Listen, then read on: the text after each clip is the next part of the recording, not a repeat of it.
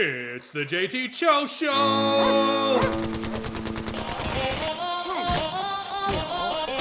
9, 8, 7, 6, 5, 4, 3, 2, 1.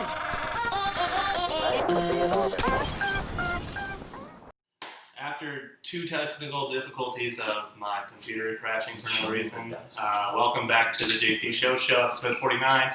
My first musical guest, Odious ones. Oh yes, wow, I fucked that up. So thanks for taking you guys' time to come out here and sit through all the technical difficulties. Introduce yourselves to the people who may have never heard of you guys before. Probably have never heard of you guys. Unless nobody really watches this either. So. But unless you've been in some weird places. Yeah. Hello, I'm Devin, aka Divine Yayo. I'm on the guitar and the microphone. I am Alex, and I bang on the sticks on the drums, make some loud noise most of the time. I'm Jared, and I play bass. and you two are original members. How long have you guys been playing music all together, like together for this group? Oh, 2 years. This Yeah. year. 2 Probably years. a year previous after that, Yeah. or before that. Yeah, so this group is like an evolution of another local band that these two were both in, and then We rose from the ashes. Yeah. From the Devin, ashes of another band. yeah. Devin moved to vocals and played guitar, and added a bass player. Yeah, we used to be the rhythm section. Now he doesn't like me. So. Yeah, I mean that happens.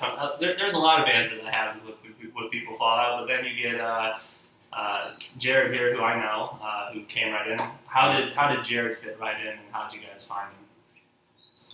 Just the internet, really, Facebook ads, and So I'd seen the band play before. I caught shows. I pay pretty big attention to the local music scene in the area, and I'd seen them play. And we know most of the same people. yeah, we got a lot of mutual connections, and Yeah.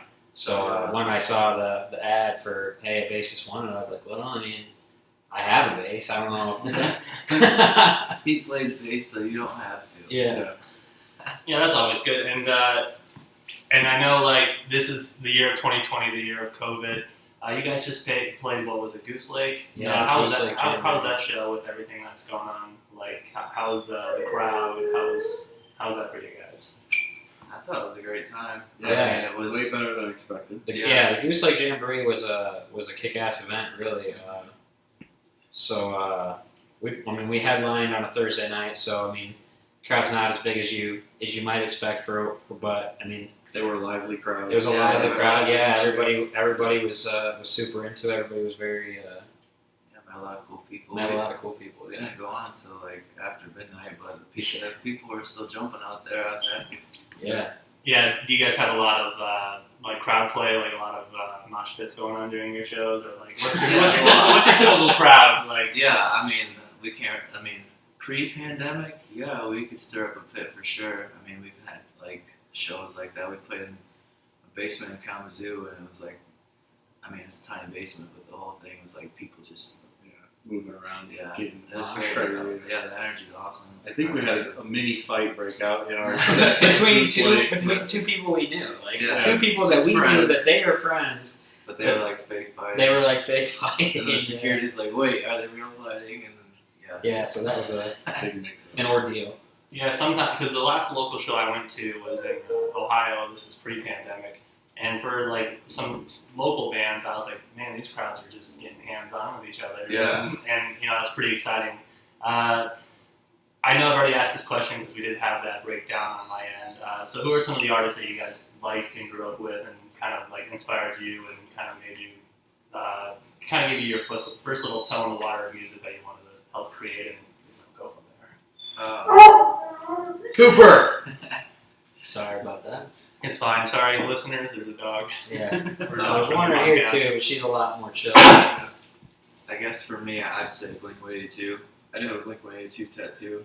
It's pretty crappy, but that was one of my first ones. But yeah, that kind of helped me branch out into different musical genres, and I got into the whole punk thing, No Effects, Dead Kennedys, Misfits, Adolescents, and I really fell in love with that kind of scene. But then as I got older, I branched out into other music, and I was like, there's a lot of good stuff out there. So. NoFX has a classic of mine called "She's Knows," and I think that is one of the funniest songs ever. That was on what, the War on Errorism? Yeah, Yeah. long time ago. Yep. What about yourself? I would go the Beatles. I'm always a big fan of the Beatles. I have tattoos of the Beatles stuff. Turtles, what about that? Turtles, yeah. Foo Fighters, Queens of the Stone Age. What's your favorite album by the Beatles? Oh, I'd say maybe Yellow Submarine or Revolver. One of the two.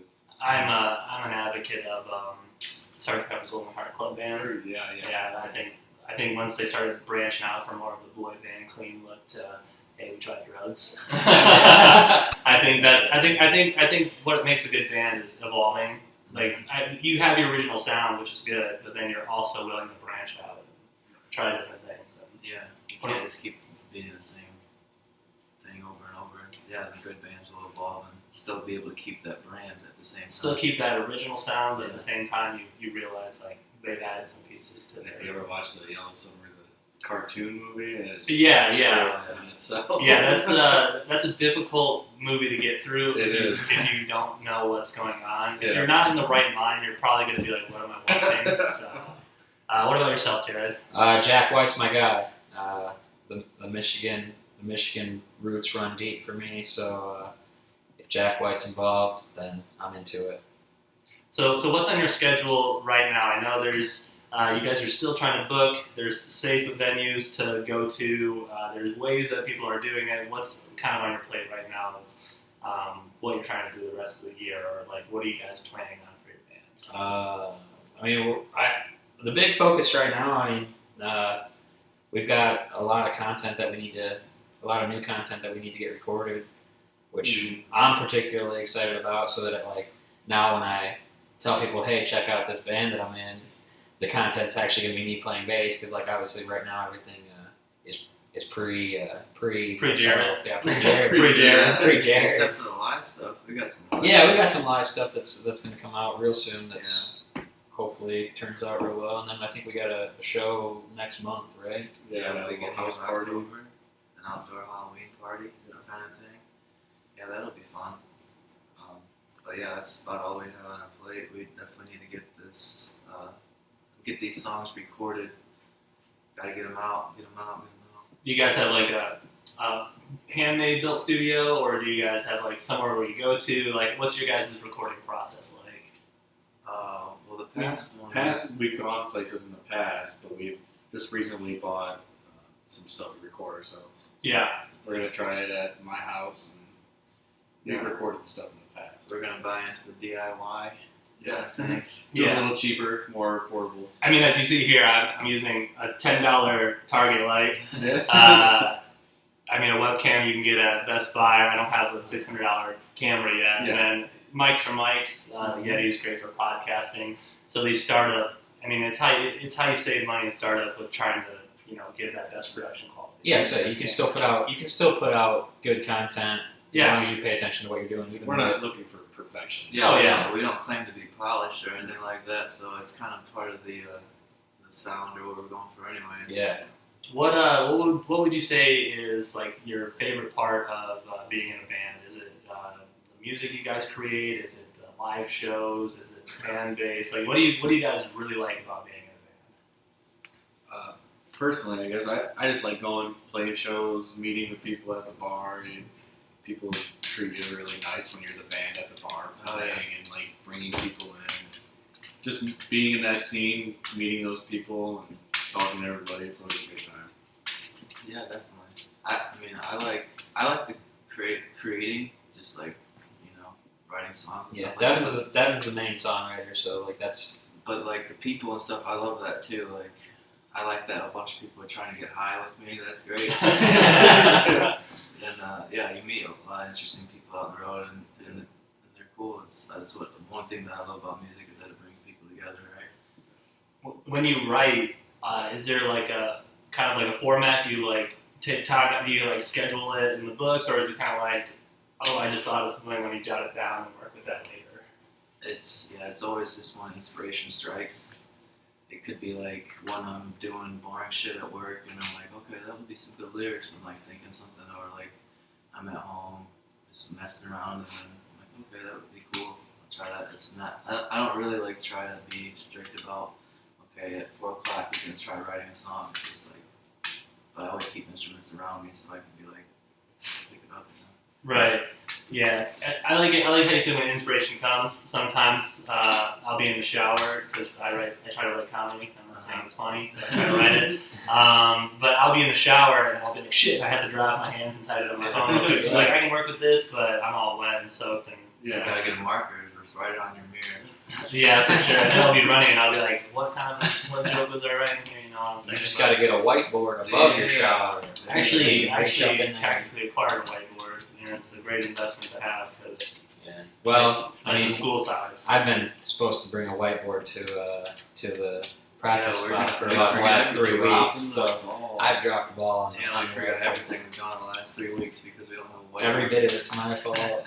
Every bit of lost royalties from all the songs we were going to create. It's all my fault. For live shows, what's probably like the biggest stage that you guys have played so far? Well, we've only played Goose Lake with J-Rock. Yeah, for me, Goose Lake. Well, I mean, I guess I played a talent show when we were in high school. Yeah. That was probably more people than Goose Lake, but the Goose Lake stage was definitely the biggest and like the most professional setup, biggest PA I've played on. Do you guys get pre-jitters, butterflies? So I was about to have absolute Cooper, dude, It's come okay, on. but But yeah, I was about to have a panic attack the entire time we were playing Goose Lake. So I think there's always a little bit of nerves that come, but once you start playing it off, it goes away. Yeah, that's normal. And usually, it takes a couple, 3 songs, maybe something like that to get in the groove. I just try to remind myself, fuck it, nobody's gonna care. yeah. I mean, that's kind of a good attitude to have because you're still doing what you need to do, but at the same time, fuck other people's opinions. Yeah. We're here to have a good time and jam out, and I hopefully you guys are here to jam out too. You guys have one album on Spotify right now, and then you guys are coming up with new material. Do you guys kind of have like a time lapse of approximately when you're hoping to get that done? I don't know. I gotta get off my ass and start doing some work. I gotta start laying. think we all do. That's the thing. We're going the cheaper route, but it's gonna be a lot more work. But It's also a matter of we're pretty good about making time for the band, but it's also 3 guys on 3 different schedules with 3 different. How does that work out? Like, you guys probably obviously have a group chat, but how does practice usually take place? It's all at my house, so I mean it's convenient for me. I guess I don't have to travel anywhere, but we usually try it at least twice a week. Okay. Like a good weekday or 2 and a weekend if we can. So. Yeah. Do you guys live is it a big commute for one of you or? Well, we both live. Yeah, Devin and I both live in the same town, and it's about a 40-minute drive down to Alex's house. Okay. But it's kind of like on the way home for Devin from work too. And I work close to Alex, so it's also just less of a pain in the ass for the drummer to stay put because it's a pain in the butt to tear down and set up drums every time we want to practice. I live in the middle of nowhere, no neighbors. So I mean, in the area that we're in, a lot of people live in the middle of nowhere. Yeah. So, and the good thing is you don't have to worry about neighbors. With the drums. Unfortunately, I can't play them quietly. So. And in practice, do you guys go over old music first? Do you guys kind of work on a little bit of new music? Like, how does a typical creative process happen for you guys? Usually we just kind of do whatever. We just throw shit out there. A lot of times we'll start just with a free jam, and that'll help get stuff going. Loosen it up. Yeah, loosen up, and then we'll be like, all right, well, these are the things that we need to work on. Lately, we've been focusing on the things that we are going to record. So, We spent, develop a set list for Goose Lake. We went over that. It took out probably a good month or 2 of our time just trying to button that up. Don't worry, I'll fix it. Keep going. We're good. We're good. Whenever you're doing a podcast, audience, don't use a swivel chair. but it's okay. Also, don't have asshole dogs Not whining at the door. I wouldn't call my dogs assholes, but I have to take their collars off because the jingle jangle picks up on mics so terribly Oh, okay. that sometimes people are like, "That's really fucking distracting," and I'm Right, like, yeah. "Look, I appreciate my 5 followers, but I'm sorry that my dog's collars fuck with the audio." Yeah. For your guys' cover art, did you guys come up with that design yourself, or? Yeah, that was the original idea, and then we were gonna try to have him draw it up, and then he's like, I couldn't. and then I love to draw, but I'm never happy with the result. Yeah. So So we just hired a If different I was artist to for an do it. artist, it is. yeah. And then we did another thing with like ball gags. Yeah, we have some weird We photos. it was I'm like not a part of those. yeah, it was just It's like also 3 pretty panels jail. of the 3 members, and we had like ball gags in our mouth, and we had makeup that made us look like beat up and stuff like that. We were going to do that, but then people thought it was a little too risque. I don't know, but I like the original idea. Yeah. We got some cool art that we're hoping to get on some Yeah, it's merchandise the real same soon. chick that did our album art is working on our T-shirt designs and sticker designs right now. I'm excited. Is that someone locally that you might know, or? I believe she's out of Kalamazoo. It's actually my one friend's girlfriend, but she's definitely talented. Yeah, and, really good. and we're pleased with the work that she's done. So obviously we keep going back to her. So Yeah, because there's different avenues of approach. Like there's like certain websites that you can pay artists like $5. Yeah. I saw the design, kind of gives you that a little Illuminati feel. yeah. But I just wondered who created that for your merchandise. Another question for oh shoot, it just escaped my mind because that dog. Shit, here we go. Was it about the occult? No. It was fuck man, this is totally unprofessional. We're not Fits right. You fit right in. Yeah. Yeah. I'm just gonna get up and let the dog back in since we're all unprofessional at this point. Yeah, it's okay. For what do you call it? For your next album, how many tracks are you guys looking to put on it? Probably another 12, 13. Yeah, we got 13 on that list. You had. And Well, we basically have them all. We just need to. Yeah. Sit down and record it. I mean, I gotta learn some of them still too. Like, Yeah, Still that's the weird thing about songs too. Is like I don't feel like when you record it, it's concrete. But even like after we've recorded songs, they still kind of fluctuate and move, and Yeah. they grow in different ways. And here's the question that I had. So when you record stuff, because you obviously have in the past, because you do have content,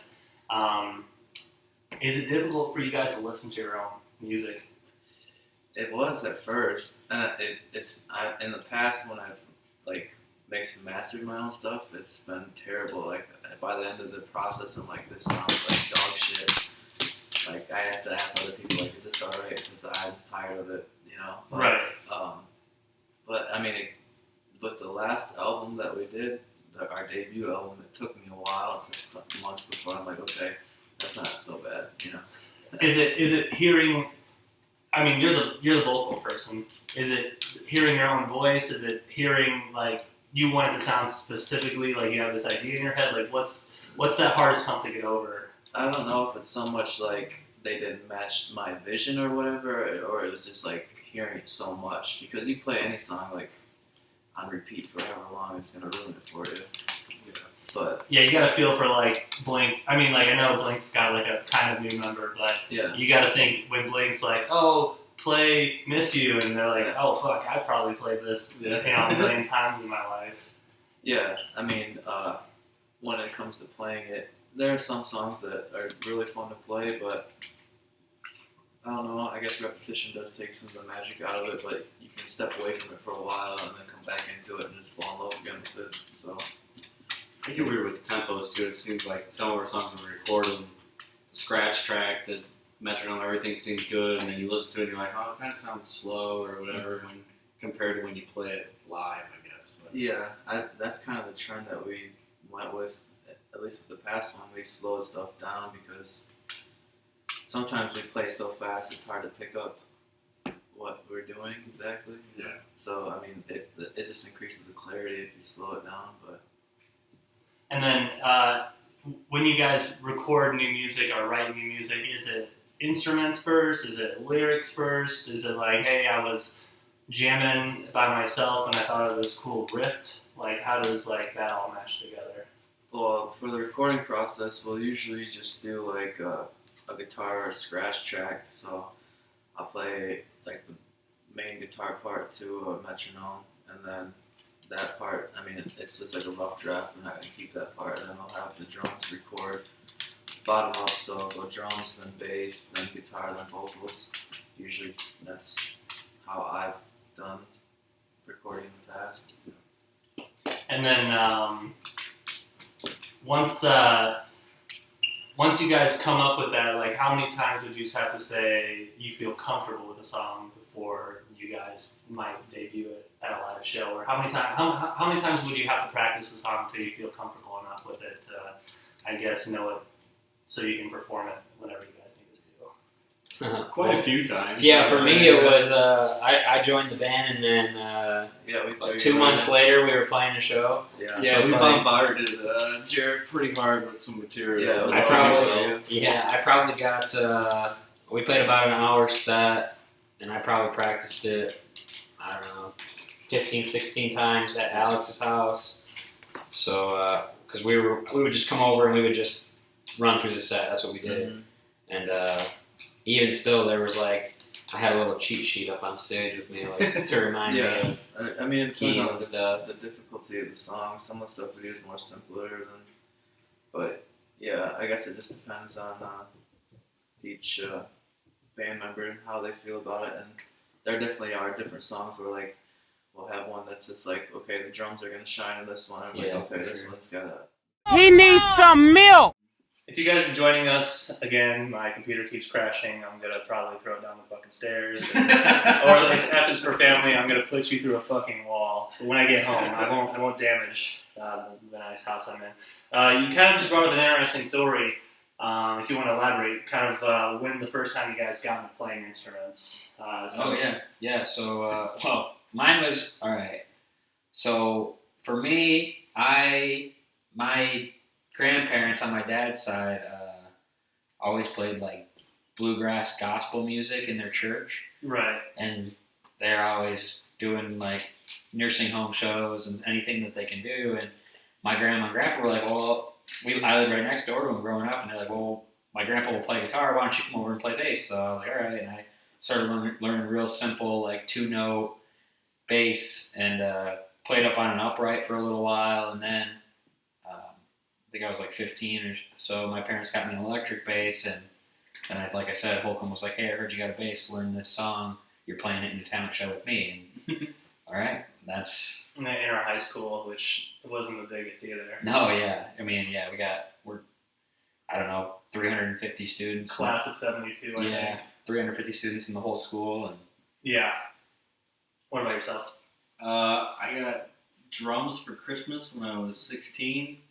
I was it was like the Rock Band Guitar Hero era, and I was like playing the shit out of Rock Band drums all the time. And my brother was like, "Dude, you should just get some real drums. You're obviously talented, you know." So I got some real drums, and been playing them ever since. Did you just pick up the rhythm pretty easily? Like, Yeah. Yeah. I just I was always tapping on stuff, making beats with pens and whatever I could, and just always had a thing for rhythm, I guess. yeah, I don't have it in me. Yeah. and what that means is he was annoying the hell out of everybody by tapping his pen all over I his got desk yelled at at school. in school quite a bit, actually. So sounds about right. yeah.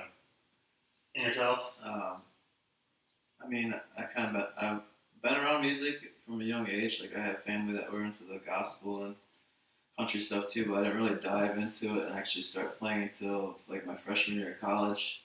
So I got an MIP, got 18 months probation. I'm like, well, I need hobbies. I can't just sit around and smoke pot all the time. So I picked up a guitar and started playing with people that were better than me in the dorms, and that's pretty much how I got started. The building the finger muscle memory. That's because I don't play guitar. I gave it a shot when I was a wee lad. Mm-hmm. But what was like that hardest part for you to like start really getting into playing the guitar? Well, I mean, chord shapes are hard at first for sure. I mean, you start off. I think I start off with E minor, which is just like these two fingers. But pinky strength, like you're not gonna have pinky strength to start off with. That was another thing. Is like,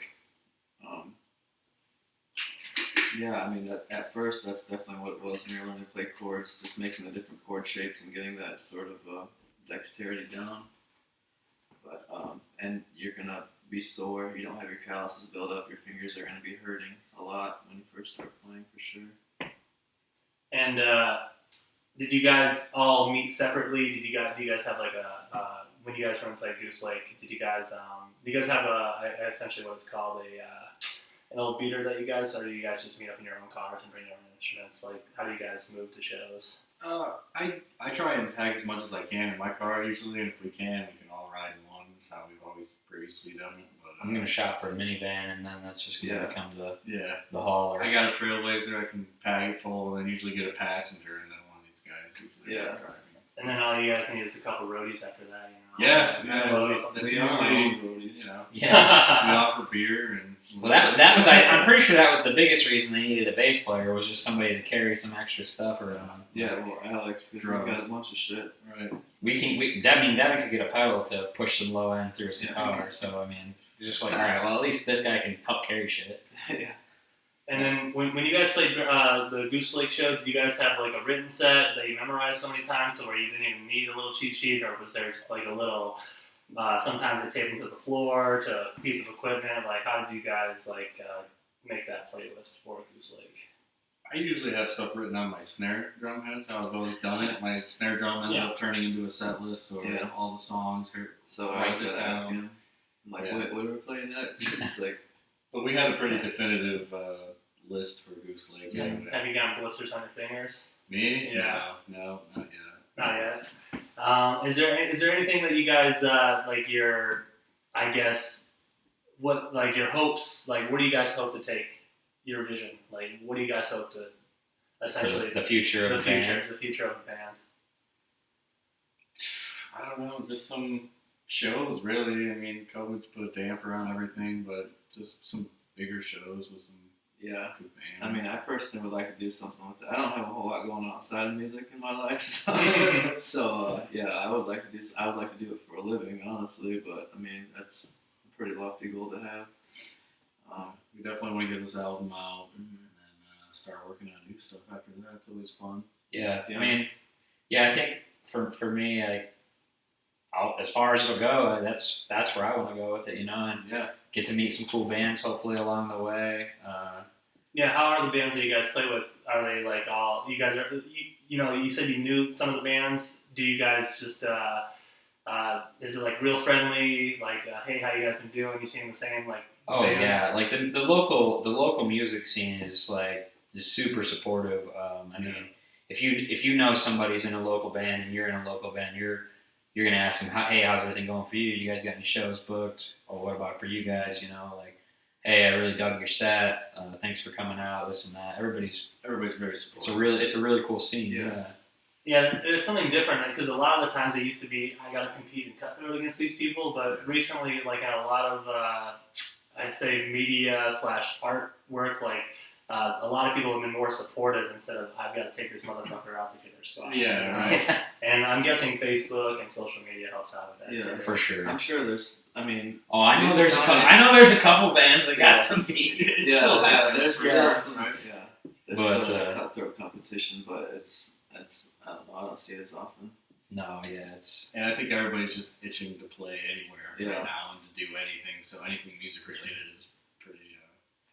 Everybody's happy about it. The kind of interesting thing about this right now is like these guys have been super plugged into like the Toledo music scene for the last however long, and I've kind of been a part of the Jackson scene, working with a lot of Jackson bands, and even up to Lansing. And so now it's kind of like I'm able to bring Odious ones up to Jackson, and hopefully maybe we'll build some new connections there with the band and get on some I feel like we have already. It's for sure. We've definitely been introduced to a different scene, and like you said, we did a lot of stuff in Toledo, and that's like where But I mean, we have to travel to get to any like cultural centers anyway because they're way out in the boonies.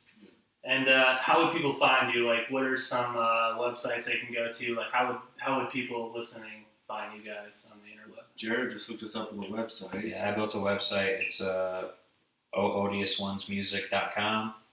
Facebook, Facebook, YouTube, Instagram. Spotify, Apple Music. Devin's got to get me the Instagram password because he sucks at using it. So I'm gonna take over that band duty. Yeah, that's probably for the best for sure. And anything else that you guys want to say? Like, any promotion, anything that you guys want to tell the crowd, the audience? We got a show on the 10th. October 10th, yeah. Bankers. Yep, look it up. Follow us on Facebook, and the event's posted there. October 10th. Come hang out. It should be a good time. It's gonna be a Halloween party. I think there's 3 or 4 other bands playing. Should be a real good time. Yeah, we'll be posting some videos we did in Jackson here soon. Yeah, we're just kind of waiting on the content to get done. So. Yeah, we did like 3 songs in the studio, like a live studio thing. Yeah, I'm pretty excited to get that out. Yeah, hopefully get that out this week. Yeah, we'll play your parties. You want to throw us in the basement or whatever? We're not above anything like that. So what I'll do is, if you follow me on the podcast, head over to my links. I always promote them.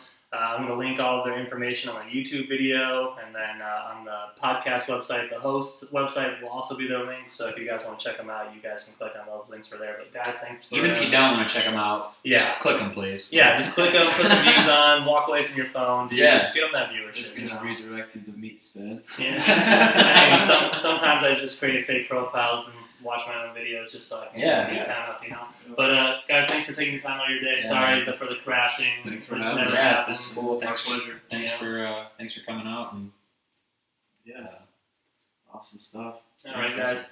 Cheers to that.